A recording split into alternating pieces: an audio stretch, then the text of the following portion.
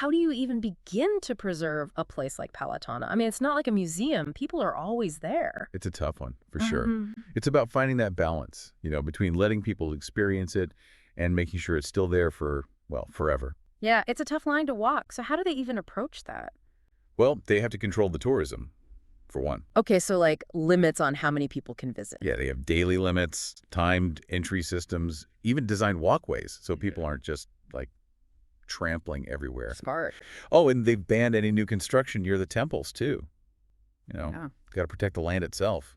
That makes a lot of sense. So all these strategies, they sound great on paper, but how do they know if it's actually working? How do you measure something like that? Think of it like giving the temples a checkup. A checkup. Yeah, like we go to the doctor, they're always monitoring things, air quality, how much the structures are shifting.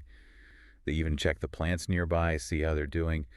All of that gives them data, helps them adjust things if they need to. That's actually really cool. It's like a conversation, right? Right. It's about keeping things healthy for the long run. That's a great point. It's not about keeping them frozen in time. It's about making sure they can exist, even as everything else changes. Exactly. So, as we're wrapping up our deep dive here into Palitana, what's like the big takeaway? What do you want to leave people with?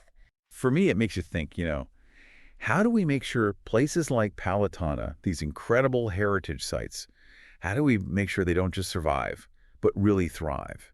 It's a conversation that goes way beyond these temples. It's about all of us and the impact we have on the world. That's a great point. It's been eye-opening, this whole deep dive. The Palitana temples, they're amazing, and they really show the power of, well, belief, for one thing, but also collaboration and just how much work goes into keeping our history alive. This is something we need to think about, Yeah. What are we leaving behind? Exactly. It's a shared responsibility.